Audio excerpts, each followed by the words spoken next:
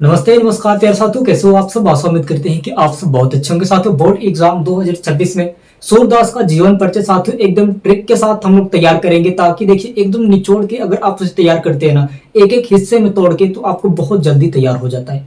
प्यारे साथियों, चलिए हम लोग सूरदास का जीवन परिचय तैयार करते हैं। चाहे 10th में हो साथियों, चाहे आपके 12th में हो। भैया आप चाहे 10th में हो, साथियों, चाहे आप 12th में हो, भैया 2026 में तो आएगा ही। हिंदी में तो आना ही आना है। हिंदी में भैया आपको आना ही आना है। तो साथियों कैसे हम लोग तैयारी करेंगे, साथियों यहाँ पे आपके लिए ट्रिक रहेगा। ये ट्रिक रहेगा साथियों, कैसे आप सूरदास की जीवन परिचय तैयार करेंगे। साथियों इस वीडियो में आज हम लोग जानेंगे, एक एक करके एक एक हिस्से को देखेंगे, आपके लिए बहुत इंपॉर्टेंट रहेगा, है ना। तो साथियों चलिए हम लोग स्टार्ट करते हैं, देर ना करते हुए। सूरदास के रहेगा बोर्ड एग्जाम 2026 में रहेगा, क्लास 10th और 12th दोनों के लिए। तो भैया कैसे आपको तैयार करना है, एक एक हिस्से में आपको 10 हिस्सा बनाया गया। 10 हिस्से को अगर आप तैयार कर लेते हैं ना, तो आप एक हिस्से को जान के 2-4 लाइन लिख सकते हैं, है ना। 2-4 लाइन तो एकदम आसान तरीके से लिख सकते हैं भैया, यानी कि आपके 150 वर्ड के लिखने पड़ते हैं किसी भी हाल में। तो भैया आपके एक एक हिस्से में अगर आप करेंगे ना, तो 3 दहा में 30, यानी कि साथियों अगर आप 30 लाइन लिखते हैं ना, तो 30 लाइन में आपके 150 जो अंक होते हैं, शब्द होते हैं साथियों, बहुत आसान तरीके से हो जाएंगे। तो उसमें आपको ना 8 नंबर में आते हैं भैया, ये 8 नंबर में आता है, इस बात को याद रखिए, है ना। चाहे 10th में हो साथियों, चाहे 12th में हो, दोनों में आएगा ही आएगा, 8 नंबर का आता है भैया। यहाँ पे देखिए सूरदास में क्या होगा। अब साथियों आपको एक ट्रिक लगाना है। कैसे साथियों, आपको एक हिस्से को तोड़ना है, इसमें एक एक हिस्से को तोड़ना है। तो क्या साथियों इसमें आपको बताया गया है कि सूरदास हिंदी साहित्य के, है ना, प्रसिद्ध भक्ति कवि थे। सूरदास हिंदी साहित्य के प्रसिद्ध भक्ति कवि थे। क्या साथियों इससे आपको ये पता चल गया कि सूरदास साथियों ये भक्ति कवि थे, है ना, भक्ति कवि थे। यानी कि साथियों इनमें ना भक्ति की जागरूकता थी।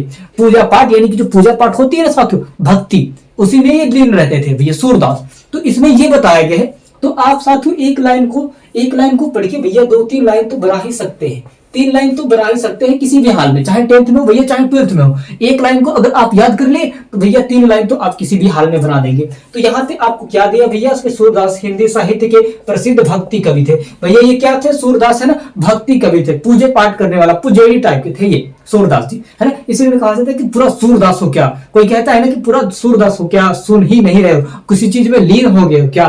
किसी चीज को अगर कोई खोद, मतलब एकदम ऐसे करके ना, माइंड को एकदम शांत करके बैठ के सोचते रहता है। अगर कोई आपको अचानक बोला, तो भैया कोई कहता है, अगर आप नहीं सुने, तो कोई कहेगा कि भैया ये तो पूरा सूरदास हो गया है, पूरा सूरदास हो गया, इसको कुछ सुनाई ही नहीं दे रहा। तो भैया ये सूरदास भक्ति में लीन हो गए थे, भक्ति में पूरे तरीके से लीन हो गए थे, और इनको कुछ बोलने थे समझ में नहीं आ रहा था। इनके घर वाले ने भी बोले थे तो कुछ समझ में नहीं आ रहा था, पूरे लोग बोल रहे तभी भी इनको कुछ समझ में नहीं आ रहा था। तो ऐसा तो यहाँ पे बताता है, यहाँ पे दूसरा लाइन ये आपको बताता है साथियों कि उनका जन्म, भैया सूरदास का जन्म लगभग आपके 1478 ईस्वी में माना जाता है। साथियों पूरे तरीके से ये पूरा मतलब बुक में नहीं लिखा गया है, यानी कि इस बुक में हर तरीके से सही जवाब नहीं दिया गया है, क्योंकि साथियों किसी को ये पता नहीं है कि सूरदास का जन्म कब हुआ था। यानी कि साथियों इसमें माना जाता है, यानी कि पूरा क्लियर नहीं है। हमारा जन्म साथियों 2005 है। तो भैया हमें पता है कि 2005 में मेरा जन्म हुआ है, लेकिन साथियों सूरदास का जन्म ना माना जाता है। मेरा है साथियों, मेरा है 2005 है, 2005 जन्म है ना। लेकिन साथियों यहाँ पे मैं बता दूं कि सूरदास का जन्म ना है नहीं, माना जाता है। इसमें क्या है भैया, आपको माना जाता है। तो यहां से भी आप 2-3 लाइन बना लेंगे, इससे भी आप 3 लाइन बना लेंगे साथियों। ये ट्रिक आपके लिए बहुत बेहतर होगा, है ना। तो भैया यहां से भी आप 3 लाइन बना लेंगे। सूरदास के जीवन परिचय बहुत, एक बार इस वीडियो को देख लिया ना, तो दोबारा वीडियो को देखना ही नहीं पड़ेगा, आपके काम हो जाएंगे। तो यहाँ पे बताया साथियों कि उनका जन्म लगभग आपके 1478 ईस्वी में माना जाता है। भैया इससे भी आप लिख सकते हैं कि साथियों इनका जन्म 1478 ईस्वी में माना जाता है। इनका साथियों जन्म अभी तक किसी को ये नहीं पता चला कि सूरदास का जन्म कहाँ हुआ था, कब हुआ था, कैसे हुआ था साथियों, लेकिन माना जाता है। वैसे साथियों आप तो बना के 10 लाइन भी लिख सकते हैं, 10 लाइन भी इस लाइन पे लिख सकते हैं। तो चलिए अब साथियों जहां पे बताया गया है आपके तीसरे लाइन, ये हम लोग को बताता है साथियों आपके तीसरे लाइन, इनका जन्म स्थान के बारे में मतभेद है। भैया इनके जन्म स्थान के बारे में मतभेद है, यानी कि बात विचार चलता है। अभी किसी को नहीं पता है भैया कि सूरदास का जन्म स्थान कहाँ हुआ था। उनका जन्म भैया कहाँ हुआ था किसी को नहीं पता है, तो भैया ये भी आपके लिए बहुत बढ़िया लाइन हो जाएगी, जिससे आप 5-6 लाइन बना सकते हैं, है ना, कि भैया सूरदास जी का ना जन्म के स्थान किसी को नहीं पता है, किसी को अभी तक नहीं पता है, और उसके बारे में आप बहुत लाइन लिख सकते हैं, एकदम आसान है। तो चलिए साथियों आगे भी देखते हैं। इसमें साथियों मतभेद है, इसमें मतलब मतभेद इस बात से है कि किसी को अभी पता नहीं साथियों सूरदास के जन्म कहाँ हुए थे, कब हुए थे, कैसे हुए थे, है ना।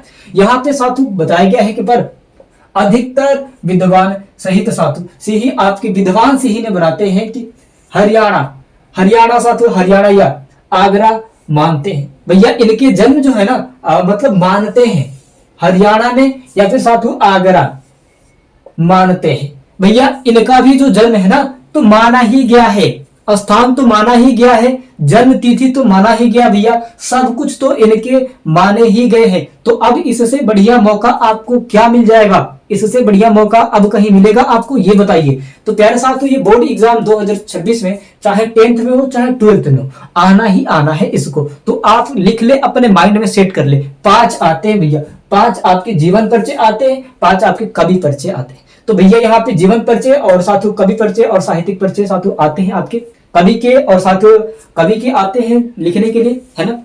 तो साथियों आपको 5-5 आते हैं, यानी कि 5 उसमें से आएगा, 5 इसमें से आएगा, मतलब 10 आते हैं। तो 10 में से भैया एक ये हो जाएगा सूरदास जी। अब चलिए साथियों अगला लाइन देखते हैं आपको क्या बताता है भैया। यहाँ पे साथियों कहते हैं चौथे लाइन में आपको बताया गया साथियों कि कहा जाता है कि सूरदास का जन्म से, है ना, अंधे थे सूरदास जन्म की साथियों, ये जो अंधे थे भैया सूरदास जी के ना आंखें जो है ना मतलब नहीं थी, वो अंधे थे। इसमें यह बताया गया है कि कहा जाता है कि सूरदास जन्म से अंधे थे। भैया सूरदास जन्म से ही अंधे थे, उनकी जो आंखें है ना, ये जो आंखें साथियों आंखों से दिखाई नहीं देता था, प्यारे साथियों सूरदास जी का आंखों से दिखाई नहीं देता, ये बताया जाता है साथियों। तो आपके लिए बताइए ना कितना बढ़िया ये लाइन है, कितना बढ़िया लाइन है साथियों। लेकिन फिर भी वो लिखते थे, कैसे लिखते थे साथियों, कैसे लिख देते थे।